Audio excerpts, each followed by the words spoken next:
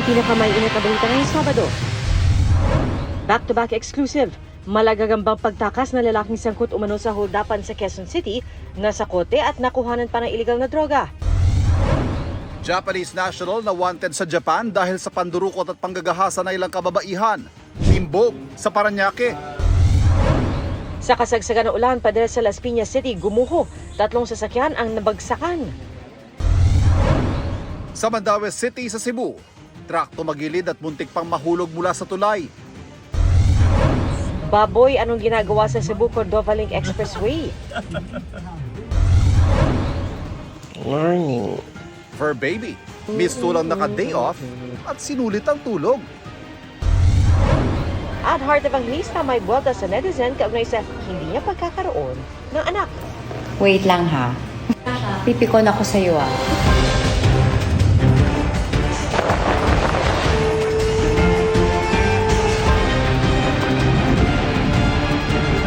Nakatuto kami.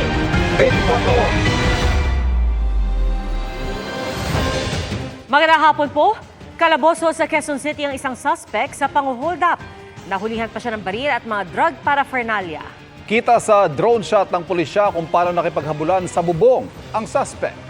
Ang maksyong pagtugis tinutukan ni Jamie Santos exclusive. Tila eksena sa pelikula ang drone video na ito ng Quezon City Police District.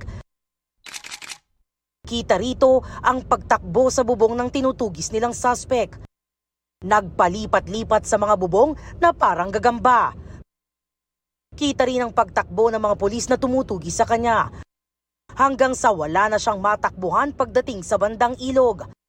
Nabulabog ang mga kalapati nang bumalik ito sa loob ng ikatlong palapag na bahay ng kanyang girlfriend para magtago.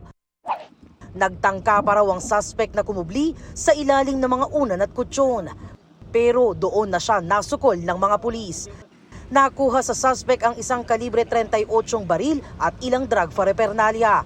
Ayon sa QCPD Station 7, naging target ng kanilang hot pursuit operation ng suspect at kasamahan nito matapos mang-hold up kagabi ng 4 na katao.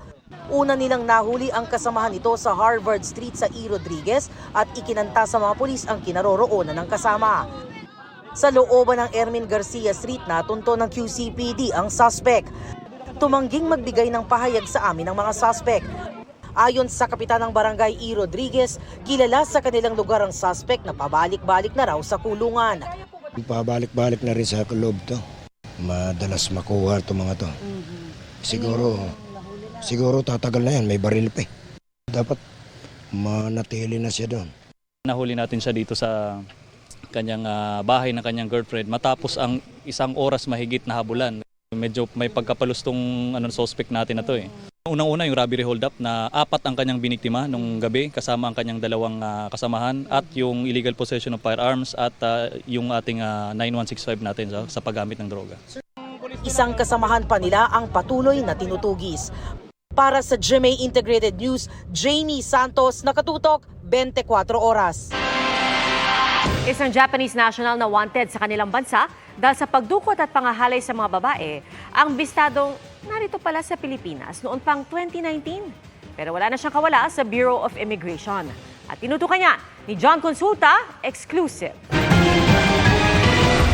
Sa tapat ng banyo sa isang casino hotel sa Parañaque, nakorner ng mga tauhan ng Bureau of Immigration Fugitive Search Unit ang 38 taong gulang na lalaking Hapon.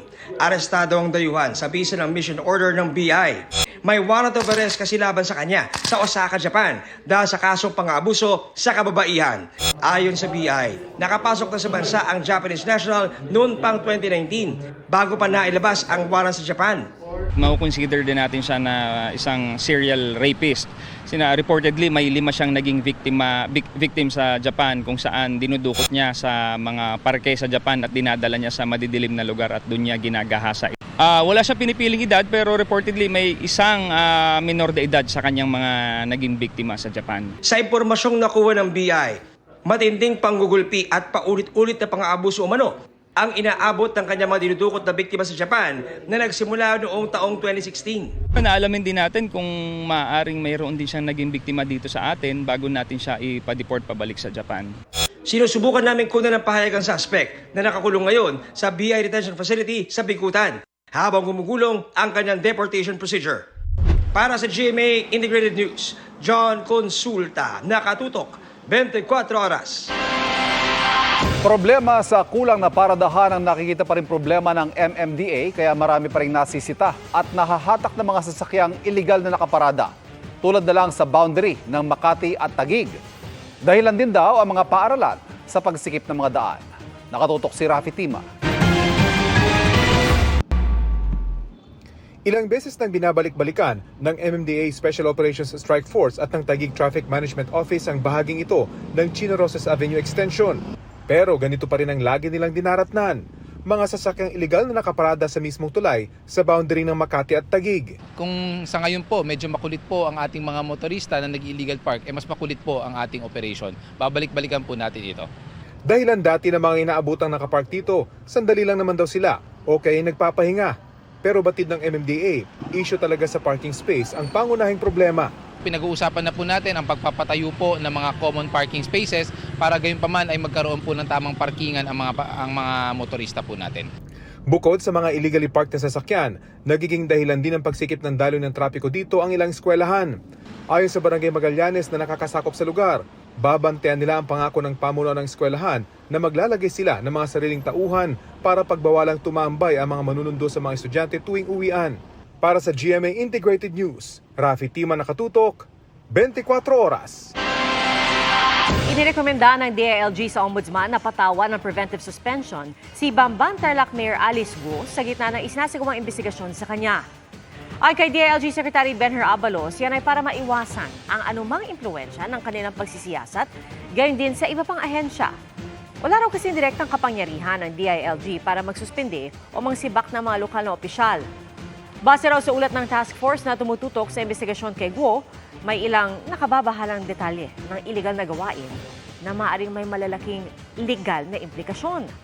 Kamakailan lang, sinabi ni Pangulong Bongbong Marcos na suportado niya ang investigasyon sa totoong pagkakakilanlan ni Guo at sa mga kinasasangkutang issue ng alkalde. Kabilang dito ang posibleng pagkakasangkot niya umano sa sinalakay na pogo sa Bamban. Bagay na itinanggi ni Guo at maging ang mga katanungan kung tunay ba siyang Pilipino. Good news sa mga motorista, posibleng bumaba ang presyo ng ilang produktong petrolyo sa susunod na linggo.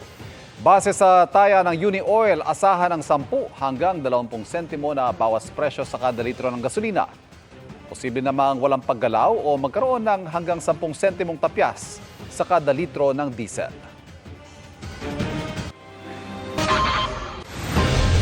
Susunod, pader sa Las Piñas, gumuho, 4 sugatan. Truck sa Cebu City biglang tumagilid sa tulay at muntik pang mahulog. At ilang kapuso stars, all out sa pagpapasaya sa Manggahan Festival sa Guimaras. Ikot lang dito sa 24 Oras Weekend.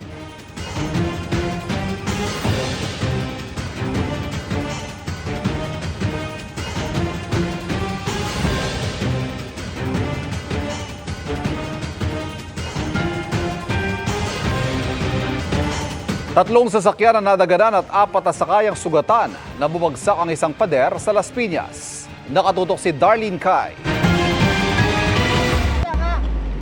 Yuping-yupi ang van na ito na sumalo ng pinakamalaking bahagi ng gumuhong pader ng isang subdivision sa River Drive, Barangay Almanza 2, Las Piñas. Wasak din ang unahan ng isa pang van, habang ang isang kotse basag ang salamin at may tama sa iba't ibang bahagi gaya sa bumper at bubong.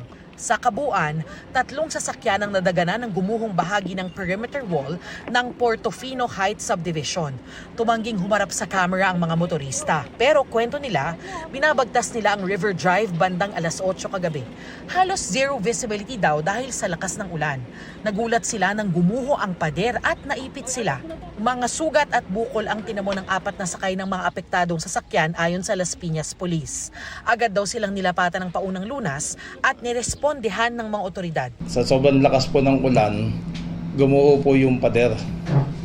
So ang cause po niya, yung tubig, siguro sa tagal na siguro nung pader, siguro na tapos yung alam niyo naman tubig, naghahanap ng dadaanan. So walang madaanan siguro, kaya yun ang naging cause ng pag-uho ng pader.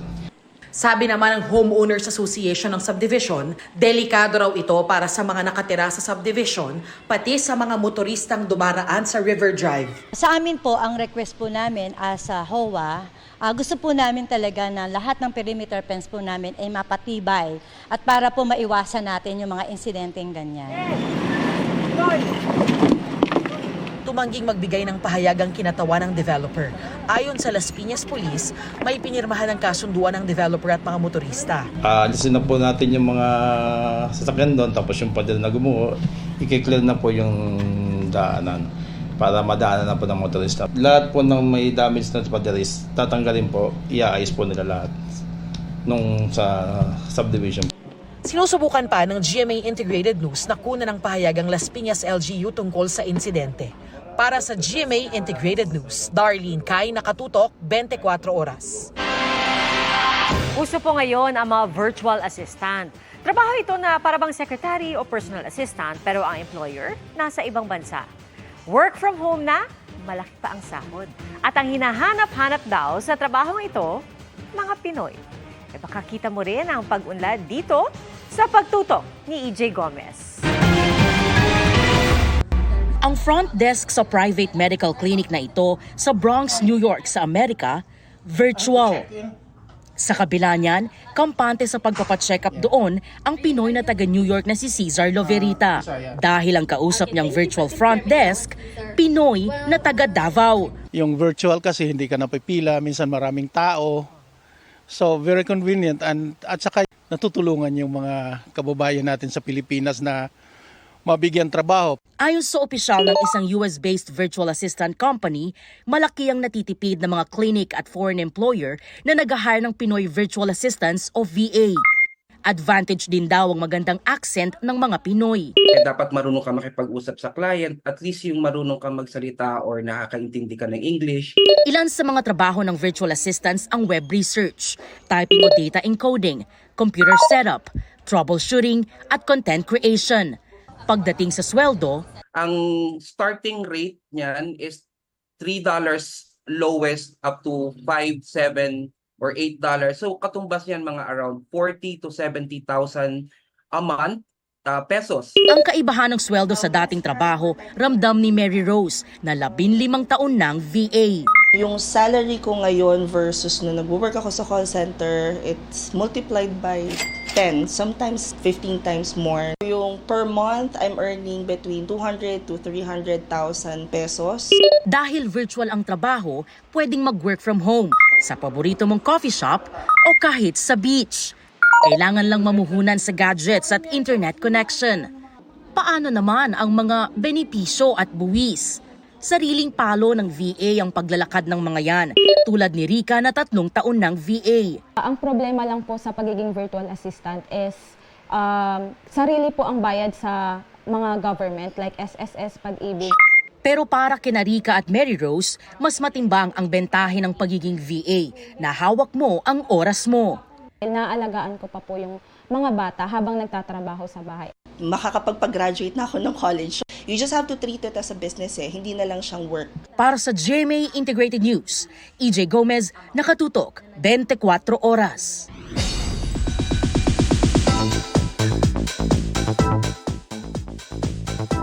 Gimaras ang ilan nating Kapuso Stars. Patikin pa lang yan, sa isang buwan nilang kapistahan tampok ang sinasabing pinakamatamis na mangga sa bansa. Makisaya tayo sa report ni Kim Salinas ng GMA Regional TV 1 Western Visayas. Super happy ang fans ni na My Guardian Alien star Max Collins, Sparkle actress Andrea Torres, unang Hit It host at Sparkle artist Shaira Diaz at Asia's romantic balladeer Christian Bautista sa kanilang pagpapasaya sa Kapuso Fiesta sa Manggahan Festival sa Guimaras. Sing tamis na mangga ng Guimaras ang ngiti ni Max habang kumakanta. Blooming naman si Shaira na hataw sa singalong kasamang audience. Kinilig din ang Boys of Guimaras ng kantahan ni Andrea. 3 beses namang nang harana si Christian Bautista.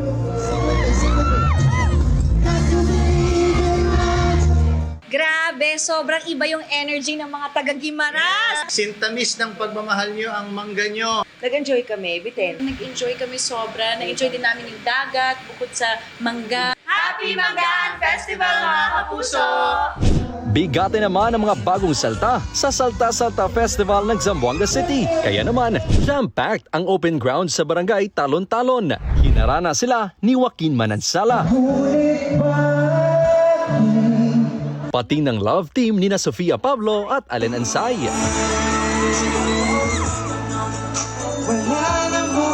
Hot performance naman ang hatid ni El Villanueva.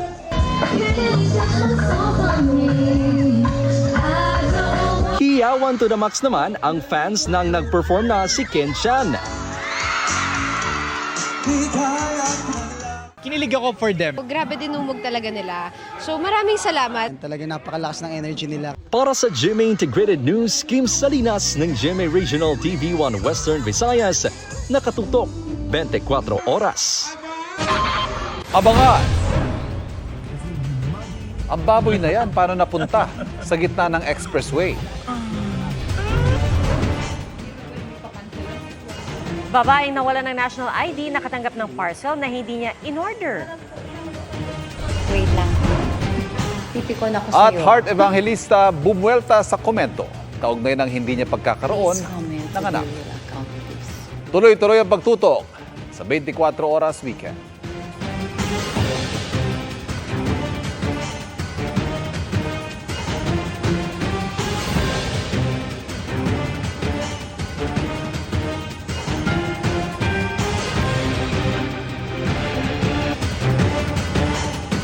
Dapat nating ipagtanggol ng buong tapang kung ano ang atin, nang naayon pa rin sa batas. Yan po ang isa sa binigyang diin ni Pangulong Bongbong Marcos sa kanyang talupati sa seremonya ng pagtatapos ng Class of 2024 ng Philippine Military Academy. Nakatutok si Jasmine Gabriel Galban ng GMA Regional TV, 1 North, Central Luzon. Against intruders who have been disrespecting our territorial integrity, we will vigorously defend what is ours, but our conduct always guided by law. Isa ito sa mga idiniin ni Pangulong Bongbong Marcos sa commencement exercises ng Philippine Military Academy sa 4th General Gregorio del Pilar sa Baguio City kanina. Against evolving threats that harm our people and corrode social and political trust, we will be adept, we will be flexible, and we will be ready in repelling such things. Para daw may sakatuparan yan, kailangang maging handa ng mga kadete. Iniutos niya sa Department of National Defense at Armed Forces of the Philippines na suriin ang PMA curriculum para masigurong handa ang mga kadete para labanan ng anumang banta. Kinundi na din ng Pangulo ang mga anyay tangkalang destabilisasyon. This is a time of birth pains, sadly of opportunism, blatant attempts of destabilization, and last ditch to cling to the rapidly disappearing past. 278 na kadete ng PMA Bagong Sine Class of 2024 ang nagtapos. Maraming kadeteng babae ang kasama sa Class 2024 na umabot sa 54. Dumalo rin sa commencement exercises si Vice President Sara Duterte. Nanguna sa PMA Bagong Sine Class of 2024 ang 24 anyos na si Second Lieutenant Jeneth Ilumba mula sa Surigao City. Ikapitong babaeng valedictorian ng PMA mula 1997. Tumanggap siya ng Presidential Saber Award. I have this inspiration that primarily came from my father, who aspired to be a public servant in as uniformed personnel, but due to circumstances, he was not able to pursue, and then he encouraged me. Sa mga bagong nagtapos sa sundalo, 143 ang mapapabilang sa Philippine Army, 73 sa Philippine Navy at 62 sa Philippine Air Force. Para sa GMA Integrated News, ako si Jasmine Gabriel Galban ng GMA Regional TV 1 North Central Luzon, nakatutok 24 oras.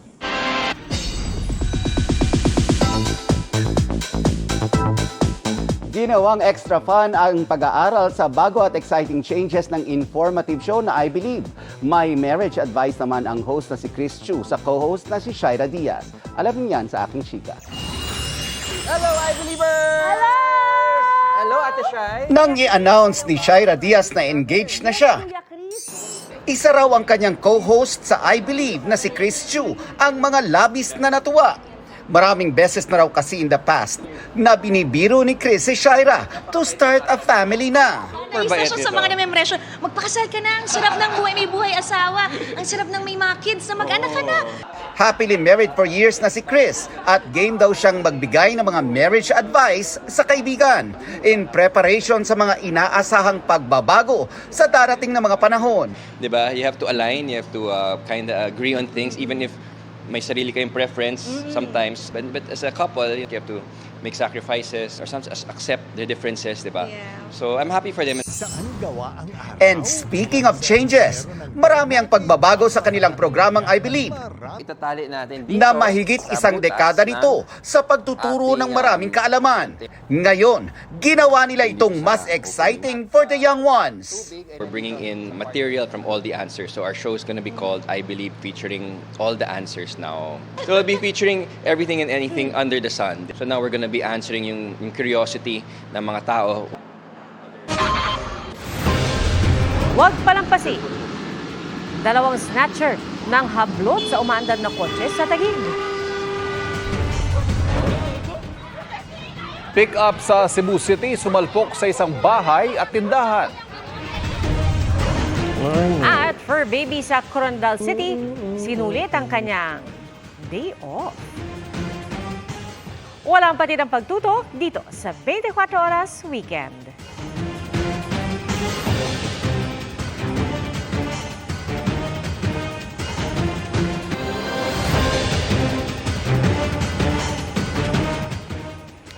Habang dumadaan sa tulay ang container truck na yan sa Mandaue City sa Cebu, bigla na lang itong tumagilid.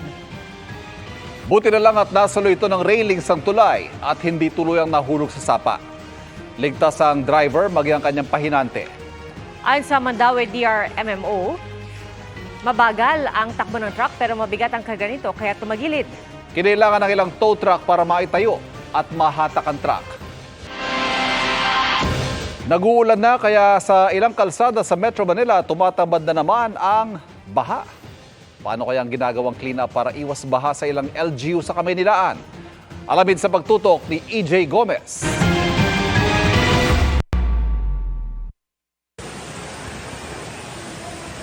May mga baha na naman sa Metro Manila ngayong napapadalas ulit ang ulan. Kaya mga street sweeper sa Quezon City nilimas ang mga naipong basura na dala ng baha. Nililinis naman ng MMD ito pero ewan ko bakit ganyan kasi laging may basura. Sa Maynila, isa ang Taft Avenue sa di nakakaligtas sa baha kapag tag-ulan. Dito naman sa kahabaan ng Taft Avenue sa Maynila, mabilis ang gutter deep na pagbaha sa tuwing may pag-uulan. Kaya naman ang lokal na pamahalaan tutok daw ngayon sa mga mekanismo nito bilang paghahanda sa inaasahang La Nina ngayong taon. Malaking hamon daw sa mga taga-barangay 675 Zone 73 ang basurang nahakot kada araw. Sa dami ng tao nagdadaan dito, ganun karami rin yung volume ng basura na nahahakot everyday. Kaya Marso pa lang, sinimulan na raw ang declogging ng mga drainage at estero bilang paghahanda sa La Nina. We have declogging, and then on a weekly basis then, we have the weekly cleanup drive as mandated by DILG. May hakbang na rin ang Pasay City bilang paghahanda sa La Nina. Meron kaming regular talaga na cleaning up to the barangay level ng aming mga esteros and streets. And then I instructed the engineering office na i-check nila yung mga drainage, kung may mga sira pa, etc.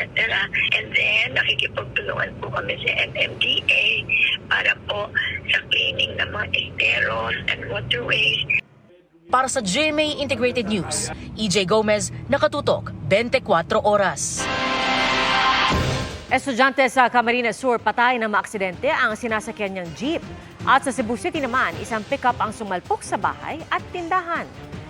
Paspasan natin ang ilang balita sa probinsya sa pagtutok ni Jonathan Andal. Pick-up truck sumalpok sa bahay at tindahan sa Cebu City, 2 sugatan. Ayon sa mga otoridad, nataranta ang driver ng pick-up nang may makasalubong na sasakyan sa pakurbang bahagi ng kalsada. Iniwasan niya ito pero sumalpok pa rin sa bahay at tindahan. Hindi na sinampahan ng kaso ang driver matapos magkaareglo. college student patay matapos tumagilid ang sinasakyang jeep sa Balatan, Camarines Sur.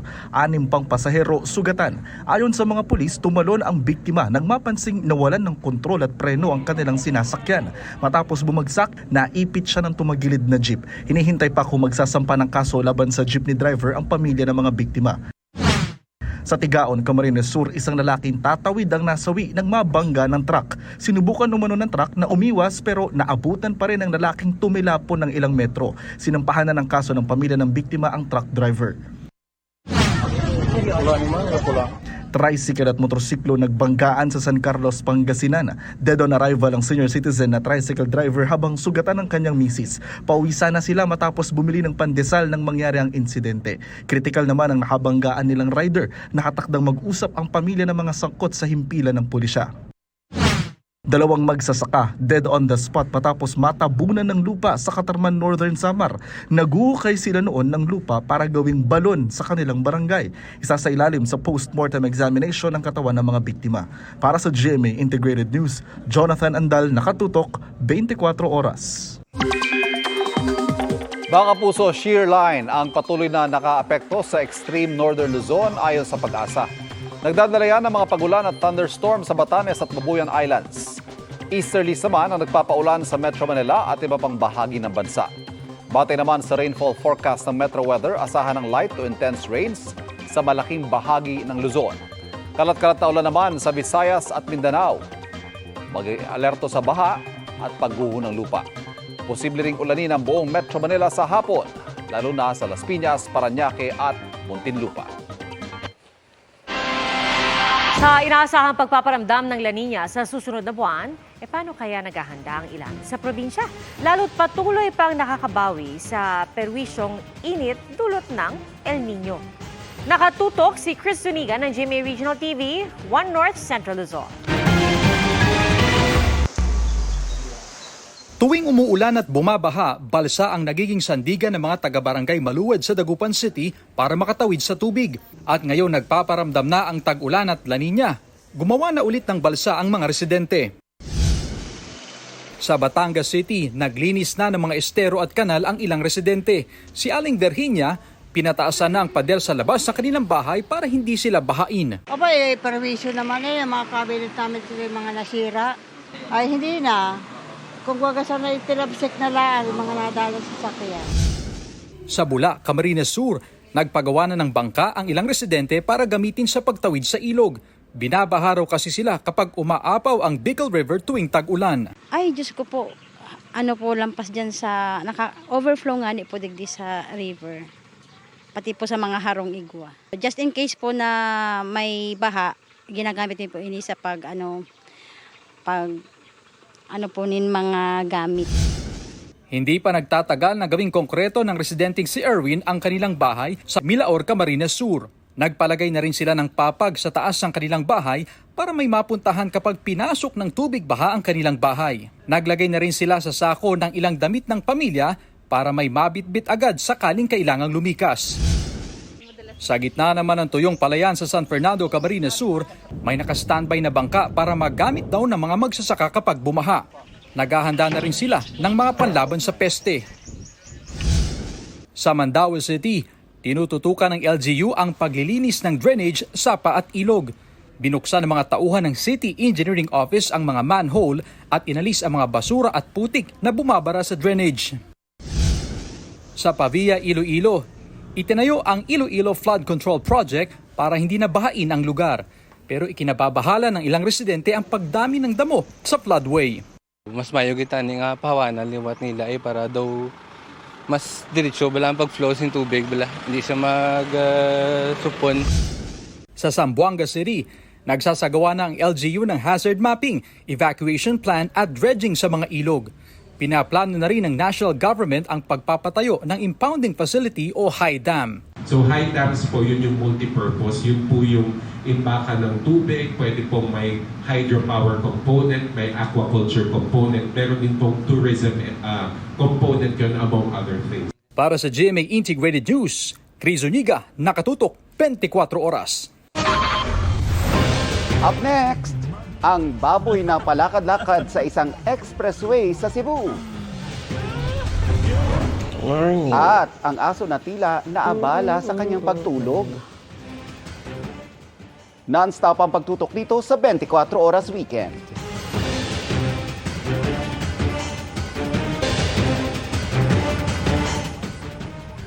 May isang baboy na biglang naispatan sa Cebu-Cordova Link Expressway. Ayon sa uploader ng video, nadaanan nila ito habang nasa tulay patungong Cordova. Agad daw nilang iniulat ito sa guard ng expressway. Ang pamunuan ng expressway ang nag-abiso sa delivery truck kung saan sakay ang baboy. Dahil hindi pa naman daw nakakalayo ang truck, agad din namang nabalikan at naisakay ulit ang baboy. Kinundina ng mga mambabatas ang utos ng China na huhulihin at idedetine ng kanilang Coast Guard ang mga banyagang papasok sa kanilang katubigan. Ang kay House Speaker Martin Romualdez, dapat respetuhin ng China ang international ruling sa halip na bumuo ng sariling batas at mambuli ng ibang bansa. Nanindigan din siyang ipagtatanggol ang soberanya ng bansa at titiyakin ang kaligtasan at karapatan ng mga Pilipino. Git ni House Deputy Minority Leader and ACT Teachers Party List Representative Franz Castro, iligal ito at walang karapatan ng China na maglabas ng ganitong regulasyon. Mas pinalalala lang daw nito ang tensyon sa West Philippine Sea. At si Senator Risa Ontiveros sinabing kailangan na magkaroon ng Pilipinas na malalaking barko na kayang tapatan ang mga pambubuli ng China. Imbes na magkapera, lalong kinapos ang isang babae matapos kumagat sa modus umanong alok na pautang sa social media. Ang isang babae naman nakatanggap ng parcel na hindi niya inorder. Hinala niya na gamit ang nawalang national ID.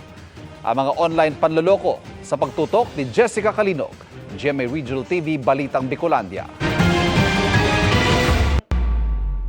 Kung may ibang excited na makatanggap ng parcel, ang 17 anyos na si Avril sa Naga City, hindi. Wala naman daw kasi siyang in-order. Kaya laking taka niya nang magsabi ang kanyang nanay na pinadalhan siya ng parcel na may 2 damit sa loob. Nagkakahalaga raw ito ng 375 pesos. Sabi ni Avril, hindi raw kasya sa kanya ang mga damit at walang record sa kanyang online shopping app ang parcel. Kapag may parcel ako, sinasabi ko po kay mami, tapos nag-iwan po ako ng pera or kaya kapag may tumatawag po sa akin na courier, nagchat po ako kaagad sa kanila na may darating po akong parcel. Hinala niya, maaaring nakuha ang personal details niya sa kanyang nawalang national ID. Nasa loob ito ng pitaka niyang nawala noong 1 linggo. Baka yung nakapulot po nun, kasi po nahulog ko po yun nung pagbaba ko po nun sa jeep nung Thursday. Nakipag-ugnayan na siya sa barangay at sa Philippine Statistics Authority para sa nawala niyang pitaka at national ID. Ang problema naman ni Jocelyn, lalo pa siyang kinapos sa pera nang kagatin ang alok na malaking pautang ng isang lending page sa social media. Nagtiwala raw siya dahil pinadalhan siya ng mga namamahala ng page ng mga kopya ng umano'y government permit. Pero bago raw maibigay ang hiniram na pera. First, hinihiling na is collateral, so which we don't have. At ang second, yun kung magkano yung loan mo, magbibigay ka for me 70 ang kukunin ko, magbibigay ka sa amin ng 77. Nang makahanap ng pera, nagpadala ng 7,600 pesos si Jocelyn sa pangakong maire-release ang kanyang loan. Pero sinabihan daw siyang mali umano ang pinadalhang bank account, kaya di lumusot ang fund transfer. Sabi niya, in order to rectify daw lahat is magbibigay daw ako ng another 23,100, which I don't have. Ang gusto ko lang is yung mga IDs ko at ang pangalan ko. Kasi I gave 3 IDs. Ipinagbigay alam niya ang insidente sa Davao Anti-Scam Unit at nai-refer na ito sa PNP para maimbestigahan. Sinusubukan ng GMA Regional TV 1 Mindanao na kunin ang panig ng social media lending page pero wala itong tugon. Paalala naman ng mga otoridad, tiyaking may secondary license sa Securities and Exchange Commission ang kumpanya para makatiyak na lehitimo ang pagpapautang. Para sa GMA Integrated News, Jessica Calinog, Nakatutok, 24 Oras.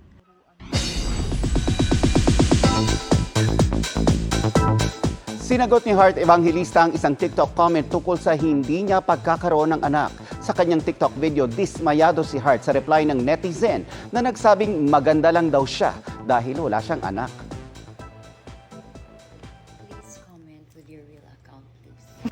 Pipikon ako sa'yo My dear, it's already 2024.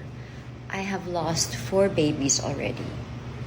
Don't give me Darling, nag-e-effort po ako magpaganda. And I live a very grateful and peaceful life. That makes a big difference. At yan po ang mga balita ngayong Sabado para sa mas malaking misyon at sa mas malawak na paglilingkod sa bayan. Ako po si Pia Arcangel.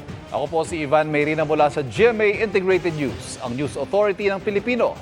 Nakatutok kami 24 oras.